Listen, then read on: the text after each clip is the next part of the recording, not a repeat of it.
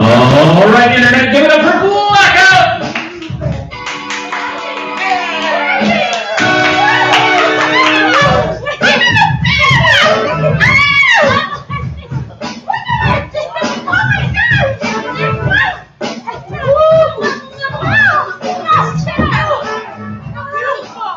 Hey everybody, we're Blackout. I'm John Gilbertatio. Ashanti Sakina Ford. Oh, Alexis Camille. Woo! Yes. Thank you so much for coming out to the Twin Cities Improv Festival and the Black and Funny Improv Festival collaboration. We are Blackout, and we're gonna jump right. Yeah, we're gonna just jump right into what we do, and I think we'll wrap it up nicely at the end with more information and other things and details. But right now, all I can think about is playing with y'all. Normally, we do a set where we have the audience send in suggestions anonymously, but we haven't seen each other in so long. I feel like we have enough topics that we should probably check into. Yeah. Okay, cool. Talk about. All right. Without further ado, we are Blackout. Thank you. Yay! Oh, sorry. Let's check it in. Yeah, how are you two? Been a minute, been a while. So happy to be here and see your faces and be on a stage. Yeah. Be on a stage. It does feel good. Who knew? How are you? Doing all right. A lot of things going on in the world. Where do we start? How are you taking care? Yeah. Where do we start? How are you Black people in Minneapolis right now? How are you that's doing? a good How are you question. caring? How are you? It's a funny thing, right? Like trying to participate and show up for folks in community, but then also like working on giving the self some permission to take care of myself and take a minute and actively, like, intentionally make that choice so that I don't lose my mind, because stuff is like real out there, and it's heavy on the soul. But I think taking a few steps back has been really helpful, and like in the last week or so have been like re-emerging and been like, oh, hey, what's up, people, and improv and stuff, which has been really healing actually this week to like allow some joy in, which is hard because you're like, oh, I'm not allowed to have joy right now, and it's like, oh no, that it's imperative that I do that to take care of myself, and it's been so good. Yeah. Joy is revolutionary. Our joy is very revolutionary. Yes, ma'am. It's true. Are you finding joy? I am. Yeah, it is a fight to find joy, but I realize, like, hey, like whatever whatever, because I flipped it and thought about it from the creator of a black person. So right now, if you're a person who is black and you're creative and you're an artistic like person, and you make content or whatever, you're probably thinking like, damn, I should probably comment on the racism, right? But I used to just be a person that just wanted to bring happiness and do silly stuff. And I was like, oh, both are equally just as important. Both are equally valid. So is it for the receiver?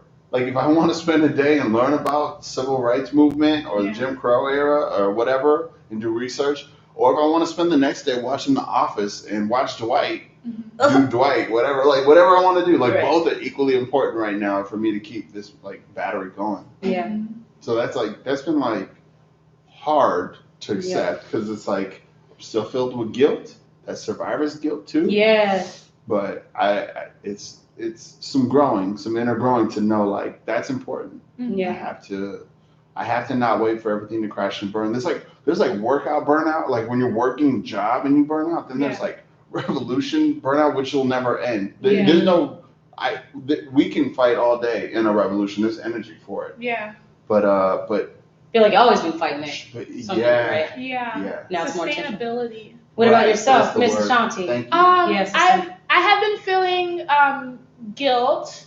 I also know my limits, and trying to find a balance. So I've been babysitting my younger brother and my nephew who's 10, my younger brother who's 5. So in the daytime I have them, and they're really hard kids. Like I love them, but they're like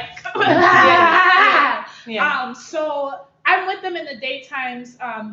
And when protests first started happening, I've been really like trying to, push my mom, like, can I just take them? Can we just go? My mom has asthma too. So it's like, I don't want to keep putting her at risk or putting the young ones at risk for what I feel I have to do when my purpose right now is to watch them. So I've been trying to be online, like, look, y'all, donate to this and do this. It's just like, organizing white people, like, here's what you need to be doing. Because I have a lot of white friends and, and they come to me and they're like, or they've been writing me like, thank you so much for what you're doing. And I'm like, what am I doing? Yeah. Telling y'all what to do. So I think my guilt, it comes and goes, but it's mostly like I have to do what I need to do to sustain because I need to be around because the fight will be very long. Yo, straight up. And there's a lot of folks out there, and I think you mentioned this before, like there's a lot of the guilt comes, I wouldn't say, I have my own guilt stuff and where it comes from is completely different, my own stuff, how I want to participate. But you mentioned this before about maybe we talking about folks shaming people and how they contribute or what people don't see and how people contribute, even though, everybody's got their way in finding their thing. And like, especially as artists or whomever you are in the way that you contribute to this revolution. And that like all of it is valid, whether it's being a caretaker, because there are all these ways that people contribute that make more space for other folks to do stuff. Everybody show up, whether you're collecting donations, where you're out there shouting at the outside of the mayor's door, or you're documenting, or whatever it is, and how you contribute, and all those things are real. And some folks we don't see physically there. I don't, it's not right to act like you know what everybody's doing, because in my opinion, if you're having conversations at the dinner table and having intentional dialogue, that's work, right? And that's like enduring whomever you are. If you're out there hitting the pavement, cool, that's work too. If you're calling your congressman and writing people, cool. You're sharing stuff on Facebook and you're generally staying engaged, that's real. So don't be out there shaming people and how they contribute or don't contribute, or what they're physically able to do. Whether it's out there marching out in the streets or whatever, you know what I mean. Just do your part and support each other. If I make my little PSA, because that guilt and that shame is already there without all that anyway. And I think you named it right, like referring to it as survivor's guilt. Right? Because it's like, oh man, like my life's a little different. I'm checking in with my own levels of privilege within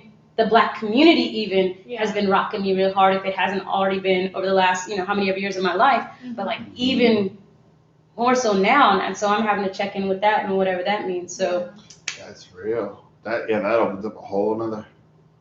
Look, listen, there's no such thing as like one type of Black person, first off. We are not a monolith. We are not a monolith. So that's if people are still wondering about, if you're Black and you're still wondering about that, you don't have to worry.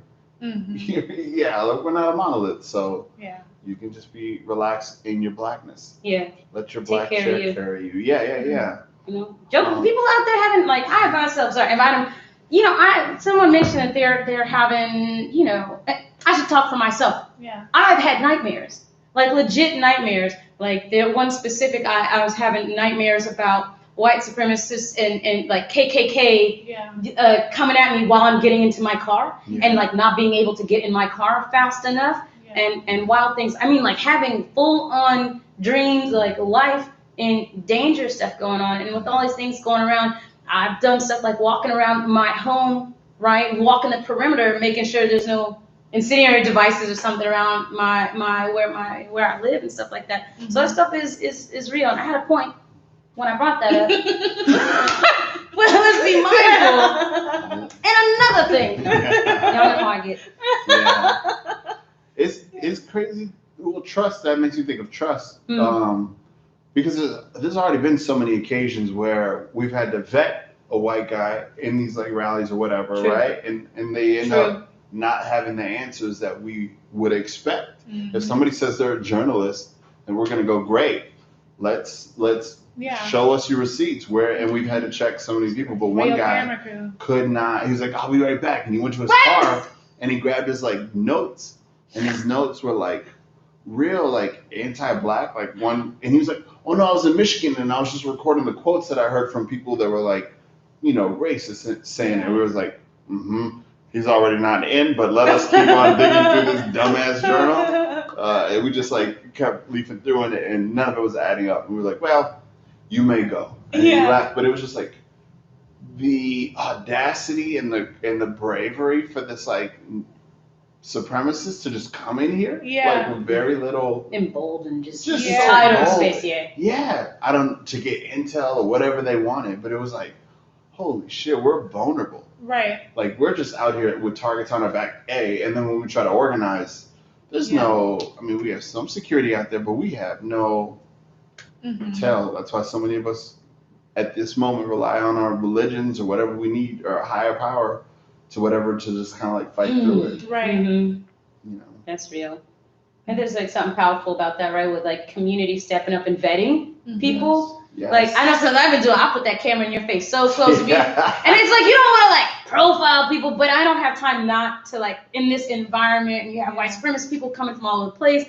No tags. There was a woman who I heard. I was like 3 or 4 in the morning, and I heard her from my window. Just happened to be up talking to my girlfriend about what was going on and stuff. And I just in the distance heard somebody basically in distress, and I thought I was crazy because I always feel like I hear somebody in distress, and I'm always like, but she really was, and I couldn't really see her, but I was like, and all I could think to do was yell out the window, "Are you okay?" While I got up and put my pants on, and I saw her kind of turn around because she was probably about a block down, and I saw her turn around to the voice that just said, "Are you okay?" Yeah. And I go out there, and there's this young sister who was like, "Yo." She had been out protesting with all these people, and there was stuff on social media that had these numbers that you could call if you needed a safe ride home. Yeah. And she called one of these numbers. This car picked her up, and she's in the back of this car, and it's driving her. And this dude, she said the dude was acting all weird and kept smiling at her, being all weird. And she got a text message from a number talking about, "We're here to pick you, like your ride is here." And so she was like, if this cat's here to pick me up, what car am I in? Yeah. And so I guess at that moment is when he slowed down or got at the stoplight or something, and she had jumped out. Yeah. And I guess I heard her when he had U-turned around to come up to him and be like, "Hey," and he was kind of almost antagonizing her. And so I came out, and my girlfriend came out, who is white, and was like, "I'm gonna physically be here." Yeah. And dude was turned around, and he was like, "Oh, like hey," and I was like, "Yo, she's good," like whatever. She was like, "Oh, coming to me, like I don't know who you are, but you're a black person, and you're yelling from your window." This is like 3, 4 in the morning, 3 o'clock in the morning, and she's coming to me, and just as he's kind of like, "Oh," and he zooms off, another comes up, and this white dude rolls down his window. The front window, and leans over because the windows were tinted otherwise. Yeah. And he was smiling. He had this nasty smirk, and he was like, "Do you need a ride?" And I was like, "What is going?" And she was like, "Oh," and I was like, "No." But I can't see in the back of your car right now. Right. I felt vulnerable. My girlfriend's like, "What do I do?" And there's just the 3 of us, and all I could think to do was like, "Yo, come in my apartment. I also don't know this girl. I don't know this girl. Right. Or whatever. But I'm like, come to my apartment. And I shut off the lights because I don't need you looking around my apartment. Right. But then the three of us are just sitting there because the car pulled off. And he was just like, and smirking when he pulled off. And I was like, yo, what is going on? And we're just the three of us sitting in my apartment, just short words to each other. Yeah. She's like, I'm trying to get my friend. She's like, I'm so sorry. We're like, good. Like, you want some water, whatever. And she's just sitting there till a homegirl came to pick her up. And I walked her down the block to her friend's car. But she was terrified and her makeup was running and whatever. And she was like, yo, I don't know what that was. And so these jokers are out here. The stuff is real, and the threats are real. Yes. And it's not about being alarmist. It's not about, Right. I don't have time to be out amongst the people protesting and stuff like that. And you kind of look out of place. Right. Because, bro, if you showing up in your camouflage gear Right. and your hunting hat and your whatever, Right. my camera's going to get so far in your face and I'm literally going to ask you, what brings you out? Do you know what I mean? Or if I don't say anything, somebody was out there with me. He saw I ran into somebody. And he saw I had my camera all in this dude's face, and he was just kind of trying not to. And all of a sudden, his head was bobbing and stuff. He was like, yeah. I was like, just so you know, somebody sees you, right? That's rolling down the street and pick up trucks, and they got their beers and their hats on, a white kid. I follow, stupid me maybe. I'm gonna follow you and kind of get a little close. Like, people are watching. They pull off, talk to another truck. I can't make these things up. The wildness is out here. Yeah. So that idea, community, whatever your thing is, and y'all know me, I'm already on. Yeah. We gotta take care of each other, and but then when do I get to take a break from that? And it's scary to take a break from it because you're like, oh, if I'm not doing my bit, then I'm dropping the ball. Then how to protect people? How do I don't want to treat someone who's actually an ally like they're the enemy, but at the same time, I hope you have thick skin and an understanding that I don't have time. Allies need to be prepared to name themselves. Yes, ma'am. My name is so and so. I live down the street at the Blue House.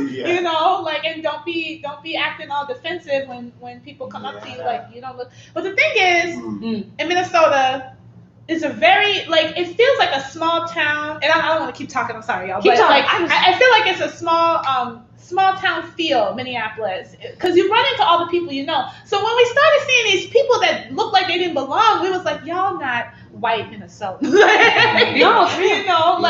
We knew who was different looking. It's Yeah, you're spot on. Yeah. You spotted those cats, those dudes that had driven to town from California. Was that you? Yeah. We were like, was that with you? I think it was with you.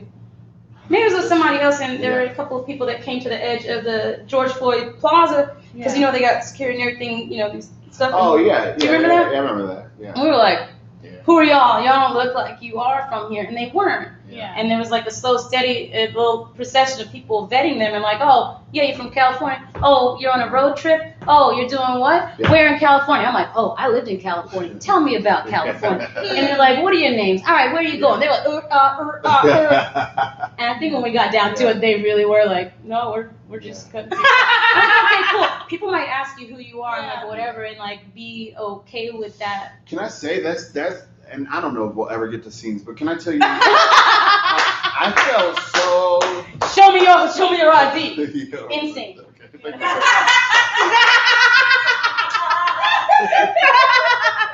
thank you so much. I just want to talk. I felt so safe that time. The first week and the second week, in a weird way, and I was telling people here, I don't know what it is, but now I think it's in reflection, the validation from us, to be look at this shit. Y'all, we've been talking about this and screaming as Blackout. Even how long have we been screaming this shit is dangerous out here? They are killing us, literally. Yes, haha, we're funny, but no, this shit is real. So that was validating, and then not only the city, but the world saw our literal backyard go up in flames, and I was like, ha, thank you. It was a tragedy that the world had to see this man's life be taken from him, and we all collectively saw it. Right. That aside, I don't know, but I felt some sense of healing that I needed some validating that I didn't think I needed. Yeah. And I hate that I needed it, but that's just a human nature thing. Right. And then to know that the community was actually mobilizing and people were actually out here looking out for one another. And in that first week and a half, fuck a stop sign, a stop line. Oh my Like gosh. people, Right? just as free as I wanna. As a black man, just blasting Tupac, going 80 miles per hour, swerving. Nobody's out there. I'm doing it safe as I can. But like, I just felt like, Oh, you tell stop. what are you gonna do? Yeah. Like, there's other things you should be doing. The National Guard is here. Yeah. You're gonna be mad because I rolled through a stop sign and I know. was rapping lyrics and looking at you. What are you gonna do? And what? And I felt so safe. Maybe it was a little too much and a little naive, but that was the safest I've ever felt watching the 3rd Precinct burn up. That was the safest I've ever felt in this city. Like watching the cop shit burn up. So I was like, yep, that's saying something. We need to defund the police and abolish them. What'd you say? I said police in my French accent. I said Zapopo.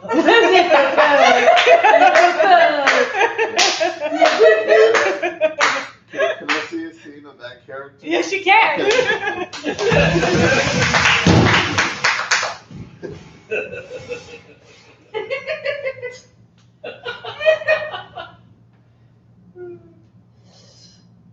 They're gone.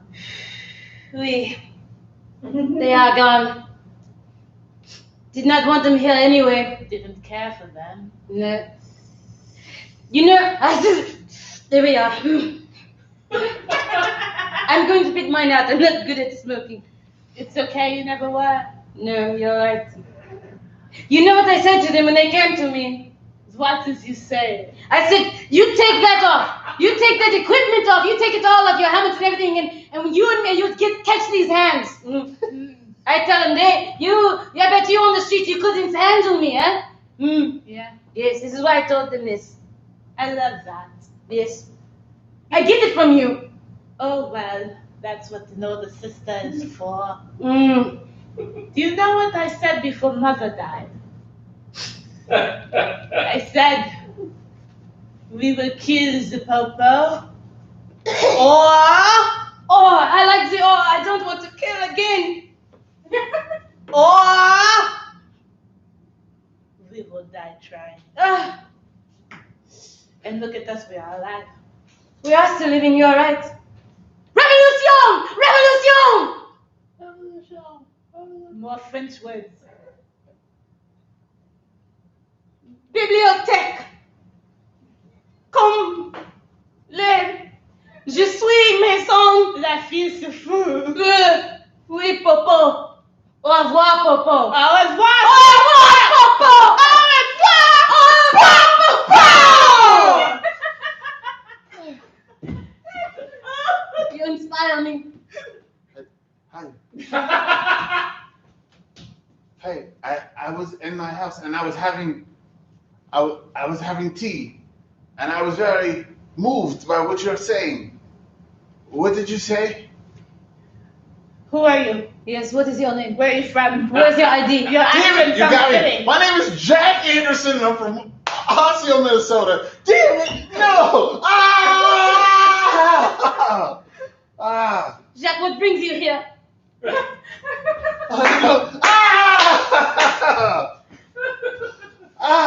Well, Jacques, tell us, Jacques. I say Jacques and not Jack Jacques. Anderson. Actually... Jack Anderson, I'm here. I'm on college break.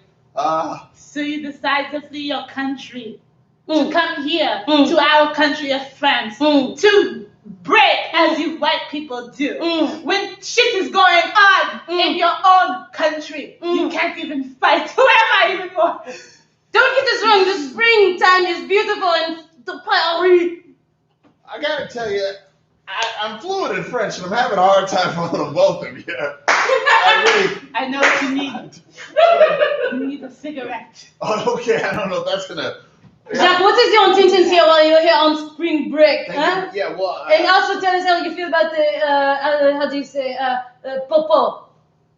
The Popo, well, I'm not. Listen, I'm very conflicted, all right? My uncle's a cop. What? Au revoir!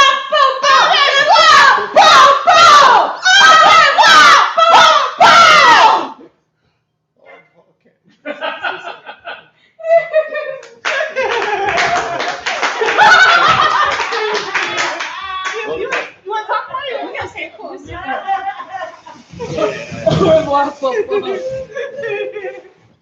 Not to whatever, but like, where were y'all Tuesday?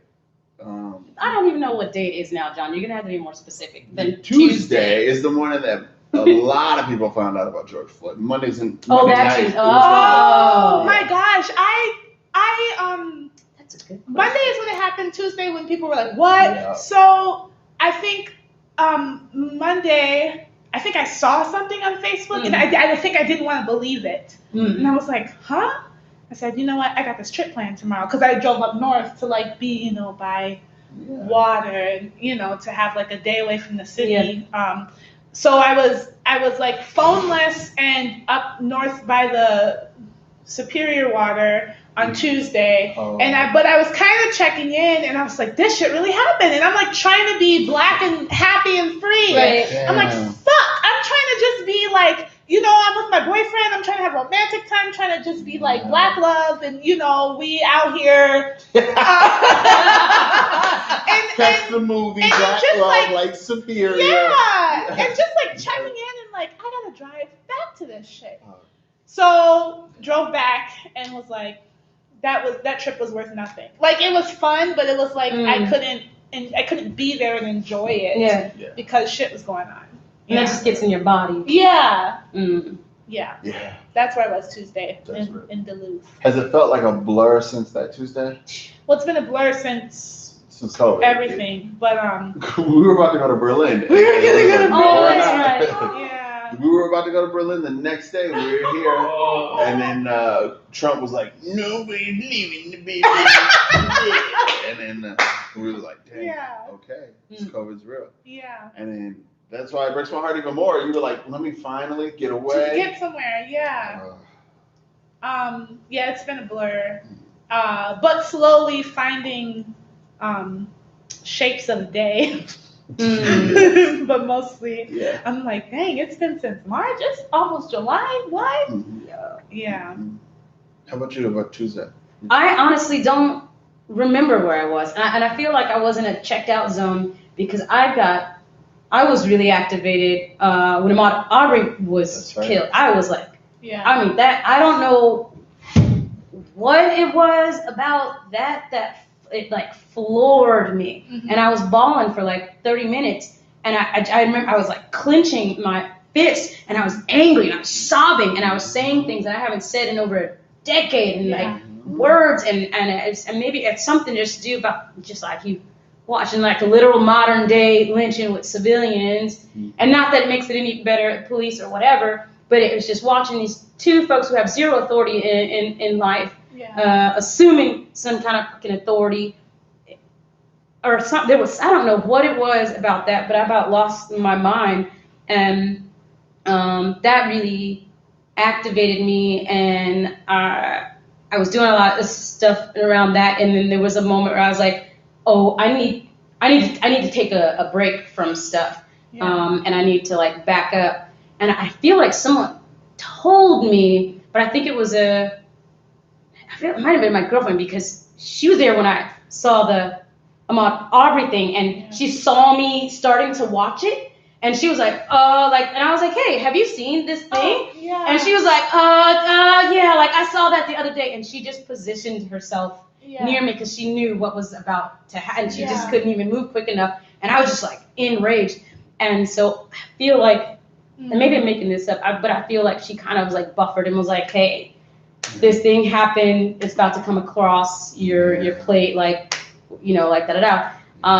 But I can't remember. There's just no hesitation in action, like, beyond that. I really can't remember. But y'all know my memory's all jacked up anyway for a million 10 reasons. But it would, I think as things escalated, it was really reminiscent.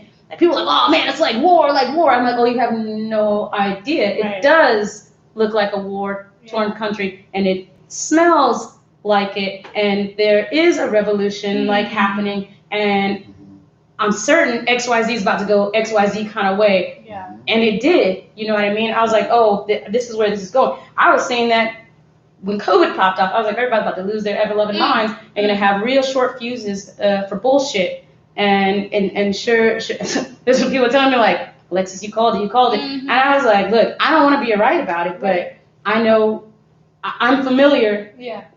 with this kind of chaos, whatever you want to call it. Yeah. So specifically remember where I was now, but I remember the feelings. There was, it almost, so I have combat stress disorder, for those that don't know, and it was really and which is really hard when things are like peaceful, right? Because you're just like always on every little thing, and somehow it just kind of leveled out, and I was like, oh, everything's on. Where am I needed? What needs to happen? But there's also some like vulnerability because I don't have other Marines and things with me. I'm not all wiping up. I'm not like, so there's a different kind of level of vulnerability, and being in a black body, right? And feeling like a walking target and stuff like that. But I was just like very on and really tactical about my movements and who I engage with, and whether I was communicating on Facebook about where I'm gonna be and how I'm gonna be there. I like really just like on and like who needs me and whatnot. So I just kind of narrowed in, and it almost leveled my nerves out. Kind of like my nerves were like, oh, this is familiar. Right. You know what I mean? And I was just kind of like, so I almost kind of felt and like I was in the right, like I'm where I need to be. And yeah, so there was some of that, and it's only been in like the last week or so that I kind of like coming back, because you started some talks on mine and things, and that was really activating for me. And I was like, oh, right, because it became this thing of like, what's my purpose, and really how do I contribute, and like like, am I doing enough here and am I not doing enough there? What's my thing? What's my thing? And I was like, oh, I run my mouth. That's my thing. That's how I can contribute. It's one of the ways that I can contribute. And so I don't know, feeling like, I don't know, maybe making some impact there and trying to find what that thing is. And the last, like I said, like week or so has been like, okay, I can get my footing and like feel like I can communicate with people again and like do some work. That's great. I don't even know. A lot of things happened that broke my heart since that Tuesday. Obviously, George Floyd dying. That just is like, I don't think I've ever like just bawled in public ever. So I went to the protest. I think it was Wednesday or Tuesday, the first protest at his memorial where he was murdered. So I went there way before it was supposed to start. People are already there anyway. But the way it was like, they were just like, you could just see it in everyone's face that this was this one just felt like we're done. We've had it. That's no more. Like everybody collectively was just like, we're serious this time. We've been screaming. You can feel it. I don't care what it takes. Like they're already gonna kill us. They're gonna beat us up. So whatever, we're all in. And I felt like, okay, then like let's do it. And then I feel like I didn't really understand how serious people in Minneapolis were until the 3rd precinct was on flames. Now, who caused that or how that came about, that doesn't matter. But just watching it on fire, I said, good. Not that I want people to light shit on fire, but good that like people actually fucking give a damn. Like people actually fucking care. Then I just want to hear people actually get mad and care. Because and I want to say to that, because I think nationally people have a different idea of what is going on in our city, and I don't know if it's being on the TV that there are like people driving into our city causing this literally causing the fires and people's homes looting, you know what I mean? And yes, maybe there's people from here who are like, oh, they're doing it, I'm gonna go in. But we also have some people on the ground who have been trying to put a stop to that. Like there's a video of people who are like, don't do that. We don't need you to do that. So I just want to say that because I don't want I don't want people thinking like, we're protesters can riot if they want to, and I'm like, no, protesters have two fights they're fighting. It's the police and these motherfuckers coming in from out of town and fucking with the people. That's real. You know what I mean? I said to a dude, I was out there documenting this dude, they're looting and doing all this kind of stuff, and I was like, hey, such and such and such. And I was like, don't da-da-da. He's like, oh, I'm not from here anyway. I mean, told me to my face. I was like, I'm not from here. He's like, I'm from Chicago. And I was like, yo, bruh. He told me, had no shame telling me, whatever. And like to your point, like there are people, there's at least two sides of the work that people putting in. There are peaceful, majority peaceful protesting and peaceful work and healing work that's going down, right? And all across the news or whatever, they're displaying all this other stuff that's going on. But that hasn't been the majority of it, you know what I mean? And those first couple of days of protesting, those few days, several days, weeks, whatever, folks protesting peacefully. See, it's like the police are using the rioting and stuff as an excuse to attack peaceful protesters, right? I was over there when them jokers drove through a peaceful protest, and then police cars just came. I was standing right there. The dude came down the street, and I was like, "You're really about to run me over." And I stepped out of the way, and as soon as I stepped out of the way, the other part of the convoy turned, and they just started macing everybody. And we're like, why is this happening? It was perfectly peaceful.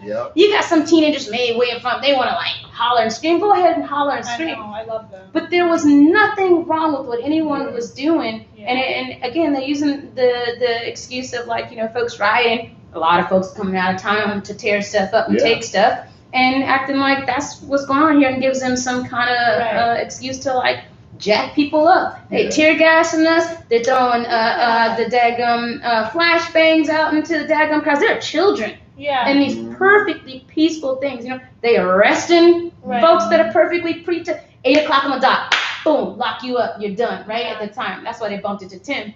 But they're doing all this wildness, and it's like, don't use the excuse of this outside. Like you said, there's some folks that are joining in a little bit. But folks living here, not the instigators, are really wild out. Because the folks come in town, they tear stuff up, and they know they can bounce out and head back to their city and leave. And I'm proud of the people who were here showing up, stopping it. Once we caught wind of it, like people were out in the streets like, no, get the fuck out of here, you trust fund baby. Beat it, this ain't the suburbs. And you would watch people just like get in people's face. Some white kids be busting up their windows too and smiling and selfieing while they tearing shit up. People are protected. I'm so proud of like there's people at night like protecting businesses, protecting homes, and just out there putting their bodies and their lives on the line when there's no light outside, you know. And it's so beautiful to see. So my brother was I don't want to give all kind of business away, but my brother was like, Shanti, it's gangbangers out here and they peaceful. He's like, they got beef with each other and nobody's doing it, you know. But taking care of the community. I also want to speak for people who are quick to like talk about this like gang violence still, like that defense. And I always felt that's like another level of disgust, because it's like, you think gangbangers asked to like be like in this life where they're a target by their own people and the police? You think they signed up for that life? Like who are you to, you know, that always made me mad. Anyway, it's like the cycle comes from supremacy. It comes from not getting what you need and just finding a way, and you know, being really young and realizing like that's the way. Because I'm seeing, you know, I gotta follow this kind of stuff. That's how you get it. That's where I'm gonna get taken care of. That's for my family. That's who's gonna care about me, and that's for whatever who are, so like, if we're being real, the memorial is protected by gang folk. It is straight up. If we're being honest. Not playing. And if you haven't gotten out there, if you haven't checked out the memorial, highly recommend you go get a dose of that and contribute whatever that spirit energy is. Also, man, it is it's a trip, and it's healing. It can be healing, cathartic. Please. People, you need some food. What you need? Sis, what you need? You need a water. You want a cold one?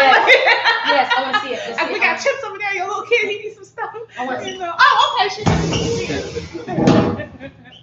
I got the water. I got the cold water. I got the hot dogs. What you need? What you need, sis? Oh, really? What you need? You look thirsty. Here you go. Thank you. I appreciate that. You guys really taking care. Hot dog bun. All right. Here's a hot dog. Thank you. One for later too. All right. Cool. Thank y'all. I really appreciate what y'all doing out here. You know? No problem. I've been watching the news and stuff like that, and I just had to come see it for myself. And they said everything was all jacked up, but y'all really like. Not that I'm surprised. I'm not surprised. I know what's up. I'm just saying I was.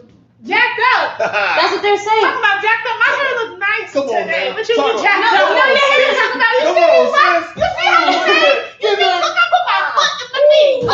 Woo! No, it's cool, man. Y'all got the donation station over there. They got the diapers. They got y'all got the medical tent over there. That's real cool. It's so nice. Sis, let me ask you a question. What you need? How does it feel to wake up every morning looking so damn beautiful? You know what I'm talking about? Like, I just get out the house. I'm like, you know what? What's I'm up? gonna come out here. Not only am I gonna help the people, I'm gonna look pretty doing it. Come on. You need to spread pretty You around. You look good. You look Brother, good. let me ask you something, brother. How does it feel being a beautiful black man out in these streets, brother? Here you go, Come on, now. It feels fine as wine, baby. I love it. Yes.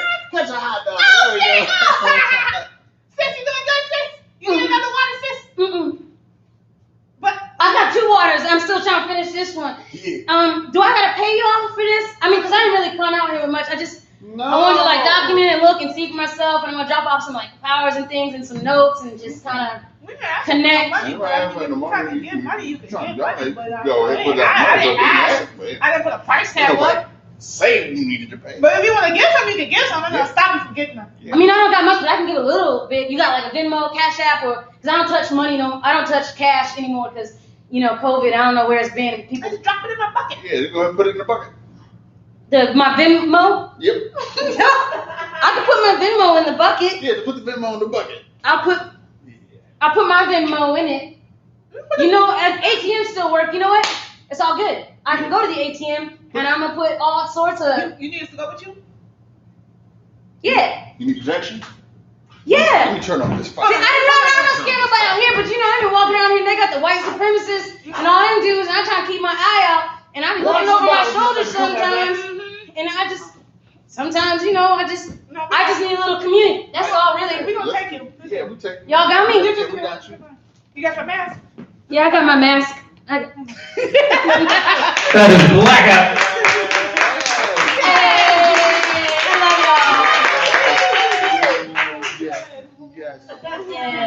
Yes. Oh man, you can catch us Blackout on the social medias, blackoutimprov.comedy.com or blackoutcomedy.org. Just Google Black people doing improv in Minneapolis. You'll find a website. Yeah. Well, we're here at the end of the festival.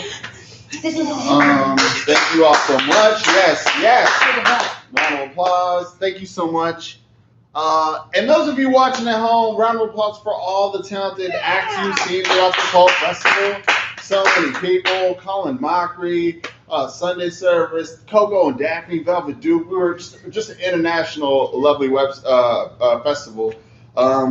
Okay, so first off, thank you to everybody who's donated, whether it's $1 or 1,000 or 2 billion. Thank you. Each one says that you value us, and we appreciate that. And thank you so much for viewing, and those of you who shared it and commented and engaged this whole time. Thank you. It really means a lot to everybody here to just know that this is of value, and we feel validated. So thank you very much for that. For all the Black people and the melanated people, just a reminder, if you are anywhere in the world doing improv, Huge is a lovely home, and we would love to have you, whether you want to take an online workshop or you just want someone to check in with you. We are happy to support you in any way that we can, and we mean it. That's real. Am I forgetting anything? Yeah, y'all. Thank y'all. Thank Huge Theater. Yes, Thank you, Huge Theater. Yes. And all the behind the scenes, and all the Yes, folks yes. stepping up and representing community. And just in case you didn't know, That's right. Huge has been doing the work. That's right. Boom, boom, boom. Boom. Been doing the work. For years have been doing this work. And no one can say that they fell into the like, Black Lives Matter. No. They've been saying Black Lives Matter from the jump, for a minute. And so that's, I'm happy to be here. And like you said, all the things and resources for folk out there, it's been here and they've been doing the work. And you guys all doing an amazing job. Yeah. Thank you. As we know, we don't thank white people for things they should do, but when we can partnership and have solidarity, that's the goal. The goal is love and understanding, and I feel like this is a great example of doing that. It's in action, and for the oppressors and the people that hate this, we will wear you down. Expect us. We're Huge Theater. All right, thank you so much. This is a great festival. Yeah.